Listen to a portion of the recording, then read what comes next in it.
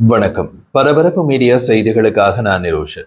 பாகிஸ்தானின் கைபர் பக்துவா மாகாணம் டிரா இஸ்மாயில் கான் மாவட்டம் கொட்லாலு நகரில் பாகிஸ்தான் அரசுக்கு சொந்தமான எண்ணெய் நிறுவனம் செயற்பட்டு வருகின்றது. அந்த நிறுவனத்தில் பணியாற்றும் ஊழியர்களுக்கு பாதுகாப்பு அளிக்கும் பணியில் பாகிஸ்தான் ராணுவத்தினர் ஈடுபட்டு வந்தனர். பணியில் இருந்து பாகிஸ்தான் ராணுவ துருப்புகளை குறிவைத்து ஆயுதமேந்திய நபர்கள் நேற்று திடீர் தாக்குதல் நடத்தினார்கள்.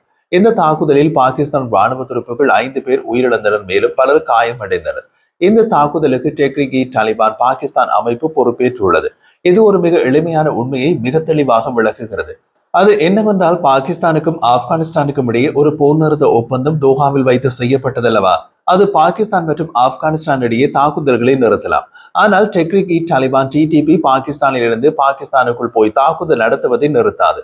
ஆப்கானிஸ்தான் தாலிபான் அரசின் பாதுகாப்பு அமைச்சர் காபூல் இஸ்லாமாபாத்துடன் நல்ல அண்டை நாடு மற்றும் வர்த்தக விரிவாக்கத்தின் அடிப்படையில் உறவுகளை ஏற்படுத்த முயற்சிப்பதாக கூறுகிறார்.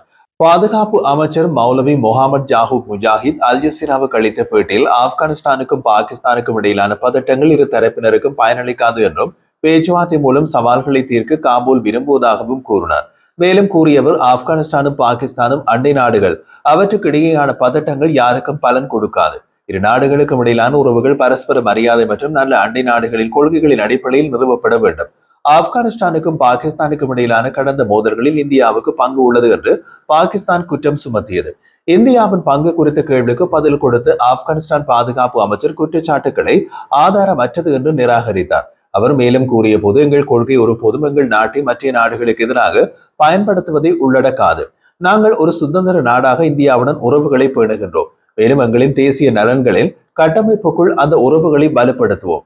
பாகிஸ்தானின் குற்றச்சாட்டுகள் ஆதாரமற்றவை, நியாயமற்றவை மற்றும் ஏற்றுக்கொள்ள முடியாதவை. எந்த ஒரு நாடும் ஆப்கானிஸ்தானை தாக்கினால் அவர்கள் தங்கள் நிலத்தை துணிச்சலுடன் பாதுகாப்பார்கள் என்று மௌலவி முகமது ஜாஹூப் முஜாஹித் மேலும் தெரிவித்தார். ஆப்கானியர்கள் தங்கள் தாயகத்தை பாதுகாப்பதில் நீண்ட வரலாற்றை கொண்டுள்ளனர் என்பதை குறிப்பிட்டார். பாகிஸ்தான் தனது அரசியல் எதிரிகளை தீவிரவாதிகள் என்று முத்திரை குத்துவதாகவும் அவர் கூறினார். தீவிரவாதி என்ற சொல்லுக்கு ஒருபோதும் தெளிவான வரையறை இல்லை என்று கூறிய ஜாஹூப் முஜாஹித், பாகிஸ்தான் உட்பட வேறு எந்த நாட்டுக்கும் எதிரான ஆயுத இயக்கங்களை ஆதரிப்பது ஆப்கானிஸ்தானின் கொள்கை அல்ல என்றார். ஆப்கானிஸ்தானுக்கும் பாகிஸ்தானுக்கும் இடையே போர் நிறுத்தம் அறிவிக்கப்பட்ட நிலையில் எல்லை கடந்த தாக்குதல் நடப்பது போல எல்லையில் பதட்டம் காணப்படுகின்றது.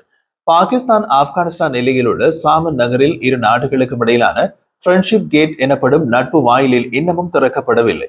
அதன் அருகில் யாரும் செல்ல அனுமதிக்கப்படவில்லை. நட்பு வாயிலை பாகிஸ்தான் அளித்ததாக பாகிஸ்தான் தாலிபான்கள் குற்றம் சாட்டுகின்றனர். இருப்பினும் பாகிஸ்தானின் அரசு தொலைக்காட்சி சேனல் PTV அதை மறுத்துள்ளது. அந்த தொலைக்காட்சி முற்றிலும் வேறு கதையை கூறுகிறது. ஆப்கானிஸ்தான் தாலிபான்கள் வெடிப்பொருட்களால் வாயிலை அளித்ததாக அவர்கள் கூறுகின்றார்கள். எல்லை பகுதியில் உள்ள வேலியை சுற்றி பாகிஸ்தான் ராணுவத்தின் டேங்கர்கள் நிறுத்தி வைக்கப்பட்டுள்ளன. பாகிஸ்தானின் எல்லை நகரமான சமனின் 1 மில்லியன் மக்கள் தொகை எல்லை தாண்டிய வர்த்தகத்தை நம்பி வாழ்கின்றது. ஆப்கானிஸ்தானிலிருந்து உணவுப் பொருட்களை இறக்குமதி செய்யப்படுகின்றன. வெங்காயம், தக்காளி, திராட்சை மற்றும் ஆப்பிள் ஆகியவை ஆப்கானிஸ்தானில் இருந்து வர வேண்டும். அதே சமயம் அரிசி, மருந்துகள், சிமெண்ட், மோட்டார் சைக்கிள்கள், ட்ரக்கள் உட்பட பல பொருட்கள் பாகிஸ்தானிலிருந்து ஆப்கானிஸ்தானுக்கு ஏற்றுமதி செய்யப்படுகின்றன. தற்போது பாகிஸ்தானுக்கும் ஆப்கானிஸ்தானுக்கும் இடையிலான இந்த வர்த்தகம் முடக்கப்பட்டுள்ளது. காபூலில் ஆட்சியை கைப்பற்றிய பின் ஆப்கான் தாலிபான்களுக்கும் பாகிஸ்தானுக்கும் இடையே விரோதம் இருந்த போதிலும் அண்மை காலமாக அதிகரிக்க காரணம் ஆப்கானிஸ்தானுக்கு இந்தியாவில் ஏற்பட்ட நெருக்கம் என்பதில் எந்த ரகசியமும் கிடையாது. உண்மையில் இதை பாகிஸ்தான் எதிர்பார்க்கவில்லை. காரணம், இந்தியாவின் வெளியுறவு கொள்கை ஆப்கான் தாலிபான்களுக்கு சாதகமாக முன்பு இருந்ததில்லை. 1990களின் பிற்பகுதியிலிருந்து ஆப்கானிஸ்தான் தாலிபான் ஆட்சியுடன் இந்தியாவின் உறவுகள் குறிப்பிடத்தக்க கசப்புணர்வு ஏற்பட்டது. தாலிபான் தொடர்பாக இந்தியாவின் அணுகுமுறை மிகவும் கடுமையாக இருந்தது. இந்தியா தாலிபான் நிர்வாகத்துடன் உறவுகளை பேணவில்லை. அதை மிக எளிதாக ஒரு விஷயத்திலிருந்து தெரிந்து கொள்ளலாம். இரு அரசுகளின் உறவை அவர்களின் தூதரகங்களில் இருந்து தெரிந்து கொள்ளலாம். அமெரிக்கா தலைமையிலான படைகள் தாலிபான்களை காபூலில் இருந்து வெளியேற்றிய போது இந்தியா தனது தூதரகத்தை அங்கு மீண்டும் திறந்தது.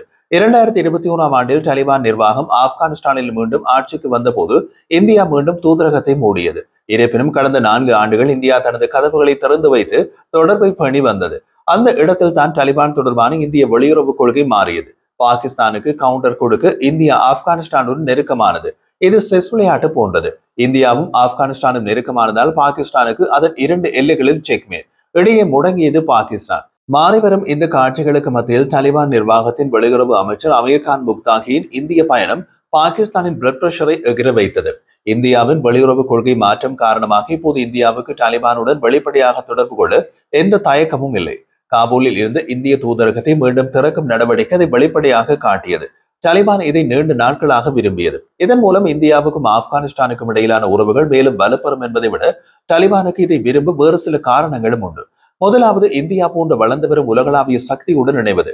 தாலிபான் சர்வதேச சட்டபூர்வமான அங்கீகாரத்தை பெறுவதற்கு மிகவும் முக்கியமானது.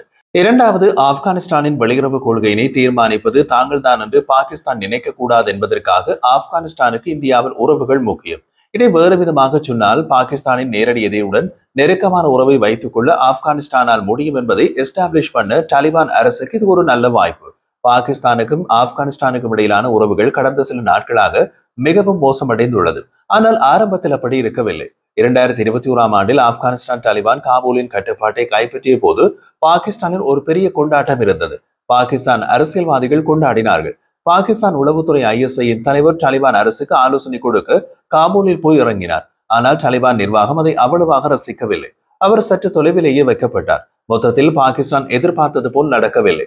அதற்கு பிந்தைய 4 ஆண்டுகளில் பாகிஸ்தானுக்கும் ஆப்கானிஸ்தான் தாலிபான் அரசாங்கத்திற்கும் இடையில் உறவுகள் மோசமடைந்தன. டெக்ரிகி தாலிபான் பாகிஸ்தான் TTP ஆப்கானிஸ்தான் அரசாங்கம் ஆதரவளிப்பதாக பாகிஸ்தான் குற்றம் சாட்டி வருகின்றது. பாகிஸ்தானில் நடந்த பல தீவிரவாத தாக்குதலில் TTPயின் தொடர்பு மிக மிக வெளிப்படையானது. பாகிஸ்தான் ராணுவத்தின் மீது நடத்தப்படும் தாக்குதல்களுக்கு TTP பகிரங்கமாக உரிமை கோருகின்றது. TTPயை ஒழிக்கவும் அதன் தலைவர்களை பாகிஸ்தானிடம் ஒப்படைக்கவும் ஆப்கானிஸ்தான் அரசாங்கத்தை பாகிஸ்தான் வலியுறுத்தி வருகிறது. ஆனால் அது ஒருபோதும் நடக்கப் போவதில்லை. காரணம், இரு தாலிபான்களும் சித்தாந்த ரீதியில் இணைக்கப்பட்டவை. அதே சமயம் பாகிஸ்தானின் குற்றச்சாட்டுகளை ஆப்கானிஸ்தான் அரசாங்கம் மறுத்து வருகிறது. தாலிபான் வெளியுறவு அமைச்சர் இந்தியாவுக்கு பயணம் செய்வதற்கு 2 நாட்களுக்கு முன்பு இஸ்லாமாபாத்தில் ஒரு பிராந்திய மாநாடு நடைபெற்றது. அதில் ஆப்கானிஸ்தானில் கடந்த அரசாங்கங்களை ஆதரித்தவர்களும் கலந்து கொண்டனர் என்கின்ற அளவுக்கு நிலை மாறி இருக்கின்றது. அதாவது தாலிபான்களின் முன்னாள் எதிரிகளை ஆதரித்தவர்களை அழைத்து ஒரு பிராந்திய மாநாடு நடத்தியது பாகிஸ்தான் அரசு. தாலிபானும் இந்தியாவும் ஒருவருக்கொருவர் எதிரிகளாகவே பார்க்கப்பட்டனர். எனவே இருவரும் நெருங்கி வருவார்கள் என்று பாகிஸ்தான் எதிர்பார்க்கவில்லை. முக்தாங்கின் இந்திய பயணம் குறித்து பாகிஸ்தானில் கோபம் இருக்கிறது என்பது மட்டுமல்ல, இந்த உறவு மேலும் எவ்வளவு வளரும் என்ற கவலையும் இருக்கின்றது. சமீப நாட்களாக அமீர் கான் முக்தாயி இந்தியாவில் இருந்தபோது ஆப்கானிஸ்தான் மற்றும் பாகிஸ்தானுக்கு இடையில் ஒரு ராணுவ மோதல் ஏற்பட்டது. இதில் இரு தரப்பினரும் ஒருவருக்கொருவர் சேதத்தை ஏற்படுத்தியதாக கூறினார்கள். அதை தொடங்கியது பாகிஸ்தான். அதிலிருந்தே பாகிஸ்தானின் பதட்டம் மற்றும் இயலாமை தெளிவாக தெரிந்தது. இருப்பினும் பாகிஸ்தான் இந்த நேரத்தில் அரசியல் மற்றும் பொருளாதார ரீதியாக நிலைத்தன்மையுடன் இல்லை. எனவே ஆப்கானிஸ்தானுடனான எல்லை மற்றும் இந்தியாவுடனான எல்லை என 2 தரப்பிலும் பதற்றத்தை சமாளிப்பது கடினம். அதே நேரத்தில் இந்தியா ஆப்கான் உறவு வளர்வதை அப்படியே விட்டுவிடவும் முடியாது. அதனால் மிகவும் மோசமான இழுபறி நிலையில் உள்ளது பாகிஸ்தான்.